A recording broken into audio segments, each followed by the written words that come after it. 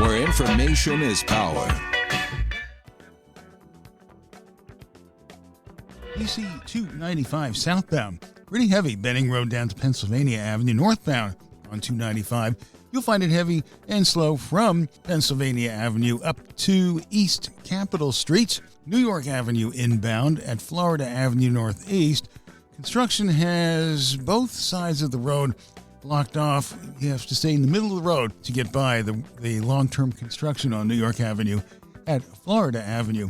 On 301 in Bowie, northbound near Harbor Way, it was an accident. Now on the shoulder, but pretty slow from Mill Branch Road. Now your WOL weather forecast for today. A mix of clouds and sun. Highs around 40 degrees. Clear and cold overnight down to 24.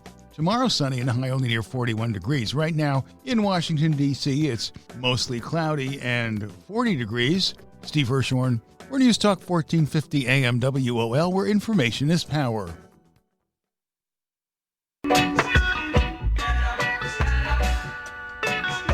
All right. Welcome back to Igniting Change with Barbara Arnwine. I'm attorney Daryl Jones, the co-host here at Igniting Change, as well as the board chair of the Transformative Justice Coalition. And folks, if you missed that first segment, let me just tell you, we haven't even gotten to our second guest yet, because Denise Lieberman has just been on fire talking about what's happening in the Eighth Circuit in the U.S. Court of Appeals, where they have rendered a decision that says that you, the voter, you have no right, no standing to bring an action against the state that you live in if they discriminate against you and your voting and your vote with your vote.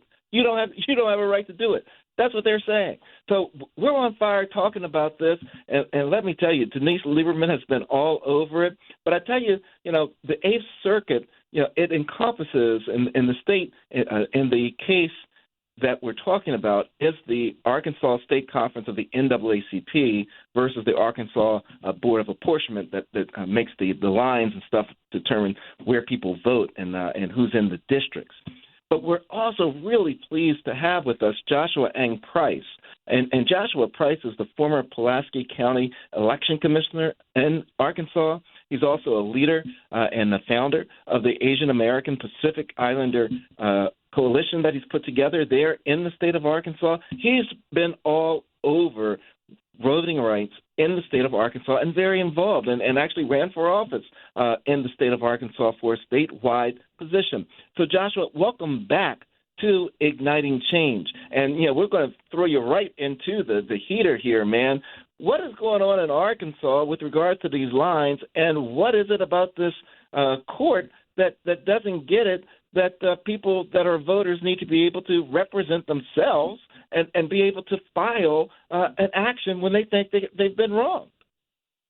Well, thank you, Daryl. I really appreciate being on the show and being able to talk about this really, really alarming issue here in Arkansas. And I think Denise did a great job explaining exactly what's going on. But as far as me, with the boots on the ground, it's just it's disappointing, but it's not only disappointing, it's distressing, because I'll tell you, as an election commissioner here in Pulaski County, which is our largest county in the state of Arkansas, it's our most diverse county, it's our bluest county, that's the county that was targeted by the Board of Apportionment.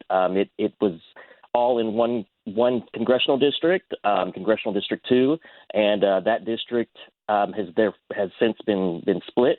And Pulaski County has been divided into 3 congressional districts. And as Denise mentioned, it was largely across racial lines. You had portions of the southwest part of Little Rock, which is primarily black and brown communities, that were cut off from the rest of the county and merged with a predominantly white rural community. And you had the same thing happen on the other side of the county as well, in a predominantly Hispanic community. So this was very intentional. This was a way to dilute the power of the voters and their voices here in Pulaski County, basically to make sure that Congressional District 2, which again previously was mostly Pulaski County, would never really be able to elect a person of color to represent them in Congress, at least not for the next 10 years until redistricting happens again. It's just very, very disappointing and unfortunate. And I think that this judgment by the 8th District Court is just another way to reinforce that. I will tell you, I personally have been part of many lawsuits in regards to the infringement of people's voting rights and redistricting issues. And not once has any of those lawsuits been brought forward by the Attorney General. They've all been brought forward by organizations like the NAACP, the ACLU, the Arkansas Public Policy Panel, Arkansas United, which is an organization I work for, works with immigrants and immigrant voters, or private individuals. So just as Barbara was saying, we haven't seen cases brought forward by the Attorney General in regards to these voting rights issues, and I don't expect to see them. So to be able to take the power away from the people, it's just very, very alarming and distressing. And it's so important for everyone to realize that this decision says only the U.S. Department of Justice can bring these cases. So don't get confused. They're saying only the federal government, because they're arguing that somehow, despite all these hundreds of cases that have been heard throughout the history of the Voting Rights Act, despite the Supreme Court of the United States just ruling, as you know from listening to this show, earlier this year in the Milligan case in favor of the private plaintiffs who brought a private cause of action, that suddenly the Eighth Circuit, Denise, has this incredible wisdom that's taken, go back to 1965. And what I thought was so ugly, Denise, is in this case, they decide to give no credit whatsoever to the legislative history. They said, that really doesn't matter. I mean, what in the world, Denise, when you read this case, what did you think? I mean, what did you think as a lawyer, as a practitioner, as somebody who, we're taught to read cases for rationale, for reasoning? How in the world did you react when you first heard this case?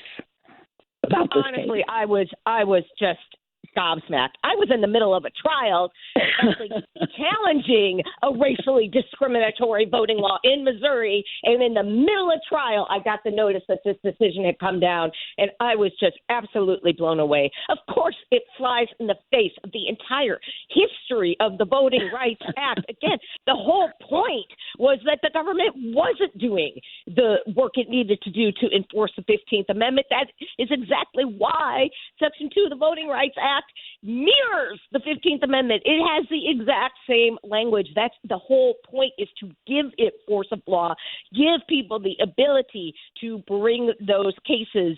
And the reason that law exists is because of the advocacy of individuals and organizations speaking out for the communities of color who have been harmed by these discriminatory voting laws. And, there is absolutely no support from Congress, from the legislative history of this law. But I'll tell you what, Dr. Arnwine, I can't say it surprised me. In the last decade, we have seen the courts continue to gut and misrepresent the scope of the Voting Rights Act over and over. And it started with that Shelby decision in 2013, 10 years ago. We saw it again in 2021 in the Bronovich decision, where they continued to limit the scope of the Voting Rights Act. And I'll tell you, I would urge people who are interested in this to read. So now we got to read the dissenting opinions because we're not winning on these cases. Read the dissent by Justice Ilana Kagan, who wrote that of the Voting Rights Act, never before has a statute done more to advance the nation's highest ideals. Few laws are more vital in the current moment. And that is the reality of what this law is and why it needs to be protected. But then you saw we got two more cases up at the Supreme Court last year. And while the justices certainly saved Section 2 of the Voting Rights Act in a case that came out of Alabama, what we're seeing now in this case that came out last week is a direct challenge to that. And that's why I think this is ultimately going to be resolved in the Supreme Court. Yeah. I certainly hope that the justices read their history books before taking this up. And let's put this in its broadest context. Daryl, since 2019, Transformative Justice Coalition has been writing and educating people repeatedly about what we call the anti-democracy movement. The people who want to make sure that certain groups, mainly people of color, aren't able to have political power, aren't able to vote, aren't able to exercise their voting rights. We've seen, case after case, the Moore litigation and other cases where there's been a deliberate attempt to try to get the Supreme Court to invalidate the totality of the Voting Rights Act. We got to be clear, folks, that this is not some two crazy judges on a federal circuit court out of the many circuit courts making a bad decision, that this is a deliberate attempt. Is it not, Joshua? Yes, absolutely. And, again, I'm so perturbed by it, especially here in Arkansas. Our state's motto is Regnat Populis, which means let the people rule. But you're taking away the power of the people to basically even bring forward a lawsuit when their voting rights are being taken away or infringed upon. And another major issue, again, I work a lot with the Asian American Pacific Islander and other immigrant communities. Language access is a major problem here in Arkansas. Arkansas is an English-only state. Unless federally mandated to provide any type of document in English, or they just feel like they want to out of the kindness of their heart, they don't have to do it. So, I'll take Pulaski County for an example. 276,000 voters, 1,000 poll workers, 120 polling locations, one poll worker who's bilingual and speaks Spanish and English, one poll worker for the entire county.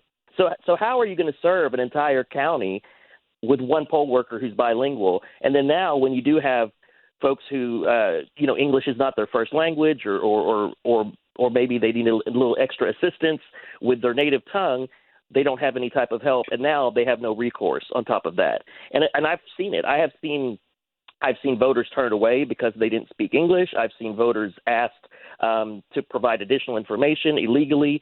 My own mother took her to go vote with me one time in 2019, and she was asked by a poll worker to show her passport to, quote, prove she was a real American. Oh.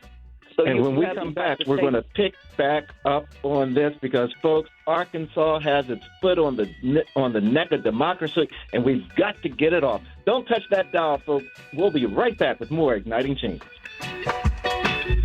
News Talk 1450 WOL-AM, where information is power. Good afternoon. I'm Rick Hoschel. Here's the latest from NewsOne.com. DMV residents are getting the season's first serious blast of finger-numbing cold. Forecasters say highs won't make it out of the 30s today in D.C. Coupled with the steady and gusty winds, real field temps will stay below freezing all day. Lows tonight in the district will dip into the 20s. The wind chill will be in the teens. D.C. police still working to ID possible suspects in last night's triple shooting near the Rhode Island Avenue metro station. Shots rang out near the top of a well-used pedestrian bridge around 6 o'clock, injuring 2 men and a woman. Folks who want to answer the call of this Giving Tuesday but don't have a lot of time may consider a quick trip to Arlington. The Ballston Quarter Mall is boasting some new vending machines near the Macy's that allow people to donate to various charities using their credit or debit cards. I'm Rick Hoschel, and you're looking for news for Black America. Go to newsone.com. All right now, welcome back to Igniting Change, where we are talking about our show's theme, injustice for none, responding to the Eighth Circuit's horrific anti-voting rights opinion. We have 2 amazing guests with us today, Denise Lieberman, who is one of the nation's much foremost voting rights attorneys, authorities, experts. She's just amazing. We also have with us Joshua Price, who is a former Pulaski County election commissioner out of Arkansas, the state of the subject of this case that this horrible Eighth Circuit ruling came out of, and he also is where I call it the scene of the crime, right? Because this is where all this evil, took place, and where, you got the state attorney general standing up